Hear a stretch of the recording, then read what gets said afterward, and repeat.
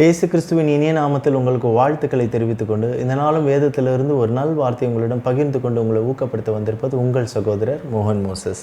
இந்த நாள் நம்ம வேத பாடத்தின் கீழாக தியானிக்க போகிற தலைப்பு தம்ப்நெயில் பார்த்தோன்னு உங்களுக்கு தெரிஞ்சிருக்கும். எப்பொழுதும் போல் இன்ட்ரெஸ்டிங்கான டாபிக் தான் இன்றைக்கும் நம்ம தியானிக்க போகிறோம். யார் இந்த மகேஷ் ஷலால் அஸ்பாஸ் என்ற தலைப்பின் கீழாக இந்த காணொலியை நம்ம பார்க்க போகிறோம். என்னோடு கூட நீங்கள் வேதாகமத்தை எடுத்துக்கொள்ளுங்கள். வேதாகமம் இல்லாமல் இந்த காணொலியை நீங்கள் பார்ப்பது உங்களுக்கு அதிக பெனிஃபிட்டாக இருக்காது. வேர்ஸ் பை வேர்ஸ் நீங்கள் கிராஸ் செக் பண்ணி பார்க்கும்போது அது உங்களுக்கு அதிக பெனிஃபிட்டாக இருக்கும்.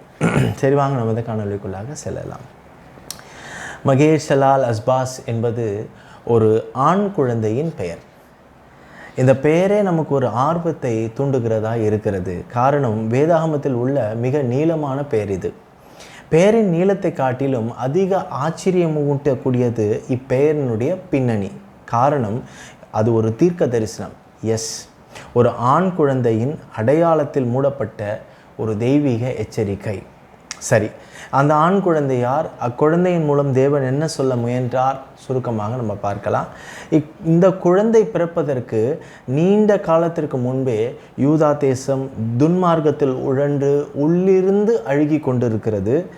கர்த்தரோ அவர்களை கடிந்து கொண்டார், எச்சரித்தார். அவர்களிடம் எவ்வளோ சொல்லியும் கர்த்தருக்கு செவி கொடுக்காத மக்களோ கீழ்ப்படியாமையும் கலகத்தையுமே தேர்ந்தெடுத்தனர். ஒவ்வொரு பச்சை மரத்தின் கீழும் சிலைகளை வைத்து வணங்கினர். அவர்களின் நகரங்கள் மாம்ச ரீதியாகவும் ஆவிக்குரிய ரீதியாகவும் விபச்சாரத்தில் நிரம்பினதாக இருந்தது. திருட்டு, கொலை, மது, லஞ்சம் போன்றவற்றால் அந்த தெருக்கள் முழுவதும் அநீதிகளால் நிறைந்திருந்தன. பெலன் வாய்ந்தவர்களால் ஏழைகள் நசுக்கப்பட்டார்கள், அப்பாவிகள் கொல்லப்பட்டனர். மேலும் அவர்கள் கர்த்தருடைய வார்த்தைகளை அசட்டை பண்ணி கர்த்தருடைய தீர்க்கதரிசிகளை கேலி செய்து தங்கள் சொந்த ஆசைகளை பின்பற்றி மனம் திரும்பாமல் வெட்கமின்றி மக்கள் தீமையை திட்டமிட்டே தொடர்ந்து செய்து வந்தனர். பின்னர் கர்த்தர் என்ன செய்கிறார்?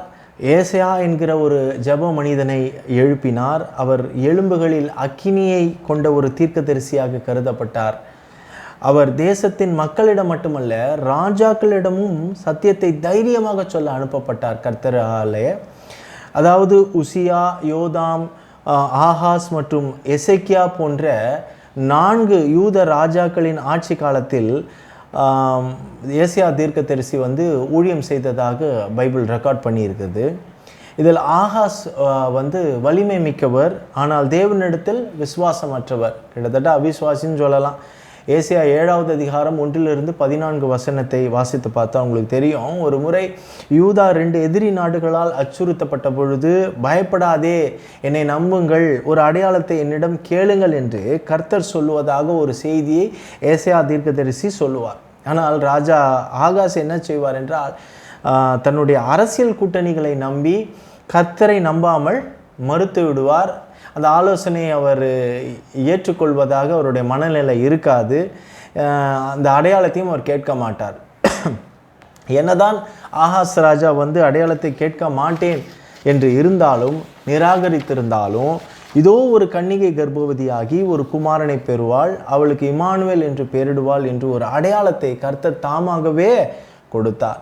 அதாவது இம்மானுவேல், தேவன் நம்மோடு இருக்கிறார் என்று இயேசுவை பற்றின எதிர்காலத்திற்கான ஒரு தீர்க்க தரிசன வாக்கு தத்தமாகவும், அதே நேரத்தில் நியாய தீர்ப்பு சமீபமாயிருக்கிறது என்ற அந்த தலைமுறைக்கான எச்சரிக்கையாகவும் அந்த அடையாளம் இருந்தது. மேலும் கர்த்தர் ஏசாயாவிடம் ஒரு எச்சரிக்கை பெயரை ஒரு சுருளில் எழுதச் சொன்னார், அதாவது ஒரு பத்திரத்தில் எழுதச் சொன்னார். ஏசாயா 8வது அதிகாரம் 1வது வசனத்தை நான் வாசிக்கிறேன். பின்னும் கர்த்தர் என்னை நோக்கி, நீ ஒரு பெரிய பத்திரத்தை எடுத்து மனுஷன் எழுதுகிற பிரகாரமாக அதிலே மகேஷ் ஷலால் அஸ்பாஸ் என்று எழுது என்றார். இதன் மூலம் அழிவு விரைவில் வரும் என்றும், எதிரியான அசீரியா விரைவில் வெற்றி பெறும் என்றும் கர்த்தர் இந்த பெயரின் மூலமாக சொல்கிறார். பின்னர் கர்த்தர் ஏசாயாவிடம் ஒரு மகனை பெற்று முன்பு பத்திரத்தில் எழுதி வைக்க சொன்ன அதே மகேஷ் ஷலால் அஸ்பாஸ் என்ற பெயரை மக்களுக்கு ஒரு உயிருள்ள அடையாளமாக இருக்கும்படி ஏசாயாவின் ஆண் குழந்தைக்கு அதை சூட்ட சொல்லுகிறார். ஏசாயா 8வது அதிகாரம் 3வது வசனம் பாருங்க. நான் தீர்க்கதரிசியானவளை சேர்ந்தபோது அவள் கர்ப்பவதியாகி ஒரு குமாரனை பெற்றாள். அப்பொழுது கர்த்தர் என்னை நோக்கி மகேர்சலால் அஷ்பாஸ் என்னும் பெயரை அவனுக்கு இடு. அப்போ அந்த அந்த அந்த பத்திரத்தில் நீண்ட நாட்களுக்கு முன்பாகவே, காலத்துக்கு முன்பாக அதை எழுதி வைக்க சொன்ன ஆண்டவர் பின்பு இவரை ஒரு ஆண் பிள்ளை பெற்று அந்த ஆண் பிள்ளைக்கு இதே பெயரை சூட்டும்படி சொல்லுகிறார். ஸோ எனவே அந்த குழந்தை யார் என்று இப்போது உங்களுக்கு தெரிந்திருக்கும். ஏசியா தீர்க்கதரிசியினுடைய மகன். அவருக்கு தான் பத்திரத்தில் எழுதி வைக்கப்பட்ட அந்த பெயரை, மகார் சலீல் அஸ்பாஸ் என்ற பெயரை சூட்ட சொல்லுகிறார். அவரும் சூட்டி விடுகிறார். அதாவது அசீரியா ராஜாவால் சமாரியா மற்றும் டமாஸ்கஸ் கொள்ளையடிக்கப்பட்டு இருந்ததை குறித்து இந்த பெயர் அந்த மகனுக்கு சூட்டப்பட்டிருந்தது. அது தீர்க்க தரிசனமாக நடக்கப் போகிறதை குறித்து அந்த மகனுக்கு அந்த பெயர் சூட்டப்பட்டது. விரைவில் கொள்ளையடிக்கப்படும் என்பதே அப்பெயரின் பொருளாகும். அக்குழந்தை பேச தொடங்குவதற்கு முன்பே வடக்கு படைகள் அசீரியர்களால் தோற்கடிக்கப்படும் என்பதுதான் சைன், அதோட அறிகுறி. ஏசியா 8வது அதிகாரம் 4வது வசனத்தை வாசிக்கிறோம் பாருங்க. இந்த பாலகன் அம்மா அப்பா என்று கூப்பிட அறியும் முன்னே தமஸ்குவின் ஆஸ்தியும் சமரியாவின் கொள்ளைகளும் அசீரியாவின் ராஜாவுக்கு முன்பாக கொண்டு போகப்படும் என்றார். பாருங்க, எல்லாமே அடையாளங்கள் அப்படி அற்புதமாக நடந்தேறியது. சொன்னபடியே அந்த நியாய தீர்ப்பு வேகமாக நடந்தேறியது. தேசங்கள் விழுந்தன, நகரங்கள் எரிந்தன. கர்த்தருடைய வார்த்தையை ஏளனம் செய்த மக்கள் அதை நிராகரித்ததன் விளைவை அனுபவித்தனர். ஏனெனில் கர்த்தர் தம்மை நம்புகிறவர்களுக்கு கோட்டை மரணமாக இருப்பார் என்பதாலும், விசுவாசிக்காதவர்களுக்கு ஒரு தடையாக இருப்பார் என்பதாலும், வலிமை மிக்க அசீரியரிடமிருந்து உதவி கேட்பதற்கு எதிராக ஏசியா தீர்க்கதரிசி யூதாவை எத்தனையோ முறை எச்சரித்தார். மாறாக கர்த்தருக்கு பயந்து அவரை நம்பும்படி அவர் எவ்வளோ வலியுறுத்தவும் செய்தார். ஆனாலும் இறுதி வரைக்கும் அந்த மக்கள் என்ன பண்ணாங்க? கர்த்தருக்கு கீழ்ப்படியாத பட்சத்தில் அவர்கள் துயரத்தையும் இழப்பையும் சந்தித்தனர். ஆனால் இந்த இருளின் மத்தியிலும் கர்த்தர் ஏசாயாவுக்கு ஒரு தரிசனத்தை கொடுத்தார். அது நியாய தீர்ப்பின் தரிசனம் அல்ல, அது நம்பிக்கையின் தரிசனம். ஏசாயா 9வது அதிகாரம் 4வது வசனத்தை 6வது வசனத்தை நான் வாசிக்கிறேன் பாருங்க. நமக்கு ஒரு பாலகன் பிறந்தார், நமக்கு ஒரு குமாரன் கொடுக்கப்பட்டார், கர்த்தத்துவம் அவர் தோளின் மேல் இருக்கும். அவர் நாமம் அதிசயமானவர், ஆலோசனை கர்த்தா, வல்லமை உள்ள தேவன், நித்திய பிதா, சமாதான பிரபு எனப்படும். ஒரு வருங்கால ராஜா நீதியில் ஆட்சி செய்ய இந்த உடைந்த உலகத்திற்கு, விழுந்து போன இந்த உலகத்திற்கு சமாதானத்தை கொண்டு வருபவரை இமானுவேல் என்கிற நாமத்தோடு கன்னிகையிடமிருந்து பிறந்த ஒரு குழந்தையை ஏசியா தரிசனமாக கண்டார். அல்லேலூயா. அப்போது இந்த மகேர்சலால் அஸ்பாஸ் என்கிற பெயர் ஒரு எச்சரிக்கை. ஆனால் இமானுவேல் என்கிற பெயரோ ஒரு வாக்கு தத்தம். அல்லேலூயா. இந்த மகேர்சலால் அஸ்பாஸ் ராஜா ஆஹாஸுக்கு மட்டும் ஒரு எச்சரிக்கை அல்ல, அது நமக்கும் ஒரு எச்சரிக்கை. அப்படி தான் நம்ம எடுத்துக்கொள்ள வேண்டும். எப்போதெல்லாம் தேவ வார்த்தையை புறக்கணிக்கிறோமோ அப்போதெல்லாம் நாம் அழிவை அழைக்கிறோம் என்று நம் நினைவில் வைத்து கொள்ள வேண்டும். அதே சமயத்தில் நியாய தீர்ப்பில் கர்த்தர் நம்பிக்கையை முன்னிறுத்துகிறதை நம்ம இங்கே பார்க்க வேண்டும். கர்த்தர் மகேர்சலால் அஸ்பாஸ் பற்றி மட்டுமல்ல, இமானுவேல் பற்றியும் அங்கே பேசுகிறதை நம்ம பார்க்க முடியும். அதாவது அழிவை பற்றி எச்சரிக்கை மட்டுமல்ல, ரட்சிப்பை கொண்டு வர பிறக்கும் ஒரு குழந்தையால் தேவன் நம்முடன் இருக்கிறார் என்ற நம்பிக்கையை பற்றியும் கர்த்தர் இங்கே பேசுகிறதை நம்ம புரிந்து கொள்ள வேண்டும். மேலும் கர்த்தர் எப்போதும் நியாய தீர்ப்புக்கு முன்பு எச்சரிக்கை செய்கிறவராக இருக்கிறார் என்பதை இந்த மகேர்சலால் அஸ்பாஸ் நமக்கு நினைவூட்டுகிறார்.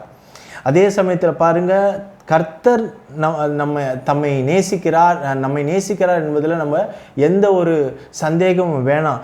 மனம் திரும்பி வந்து தம்மை நம்புகிறவர்களுக்கு அவர் எப்பொழுதும் ஒரு கதவை திறந்து வைத்தவராகத்தான் இருக்கிறார் என்பதை இந்த விஷயங்கள் மூலமாக நம்மளால் ஒரு கன்க்ளூட் பண்ண முடியுது இல்லைங்களா? அதை நம்ம மறுக்கவும் முடியாது. ஆமென்.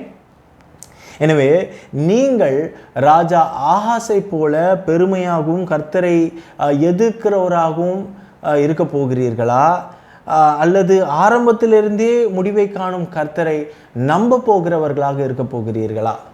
Choice is yours. உங்கள்கிட்ட தான் இந்த சாய்ஸை நான் விடுகிறேன். இப்போ அருமையான ஒரு லெசனை நம்ம இங்கே பார்த்துருக்குறோம் இல்லைங்களா? பாருங்கள், இந்த மஹேர்ஷலால் அஸ்பாஸ் என்கிற இந்த ஆண் குழந்தை, அந்த பெயர் அடையாளம் எதற்காக, அந்த தரிசனம் எதற்காக, பின்பு கர்த்தர் அந்த நியாய தீர்ப்பிலும் ஒரு அழகான ஒரு நம்பிக்கை நமக்கு வைத்திருப்பதை நம்ம பார்க்குறோம் இல்லைங்களா? இதில் இவ்வளோ சத்தியங்கள் மறைந்திருக்கிறது.